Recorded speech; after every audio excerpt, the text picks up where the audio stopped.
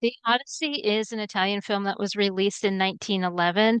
Now, the interesting thing about this film is that it was made for the Turin International World's Fair on the occasion of the 50th anniversary of the unification of Italy. And there was a film competition for films that were artistic, scientific, and with educational purposes. I'm guessing that this fell into the educational side, but I would go with artistic as well. Now, two things here is that in 1911, The Inferno was released. And so all those special effects with L'Inferno, of course, L'Inferno is Italy's first full-length feature film. I absolutely love that film, by the way. And well, you're gonna get that in this one as well. I was having a blast watching this, not just because I am a big fan of the Odyssey. Okay. I would also like to point out, because the second point here is that every list that I saw while researching, this is the first film for the Odyssey.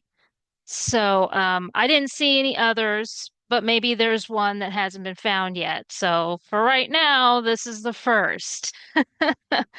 Now, now, this was released to America in 1912, and as it says, the moving picture world, the film was proclaimed as marking a new epoch in the history of motion picture as a factory of education. And that's one of the reasons why I say that it must have been in the education category, more than artistic, although it could have been in the artistic as well. Now we know the story of the Odyssey, and I don't really have to go into detail. This is a 45-minute long movie. Of course, they were working at the same time with The Inferno. It came out the same year. And but even at that, you get a lot of the special effects. I mean, the and you don't get all of the story, okay? Just okay. You get to see Calypso, but Circe is not there. Okay. You don't get to see um I don't get to see Athena all the time. Okay, because she's running a mile and a half through the entire story. And but I mean when one of my favorite parts was when they did the special effects for the Polyphemus, and then again with some of the other monsters. It was wonderful. Absolutely wonderful. And so there was that. Now, the gentleman who plays Odysseus is actually one of the directors. Okay.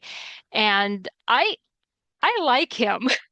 I actually really there's it seems like he's breaking the fourth wall a lot because he's looking at the camera a lot. So that may seem a little jarring to a lot of people. It's like, why would he do that? But I started to like it. It was like one of his quirks. It was like an Odysseus thing. He was making that part of the character's thing. Me personally, I enjoyed it, especially at the point where Athena gives him the disguise before he meets up with adult Telemachus. That's where I thoroughly enjoyed it.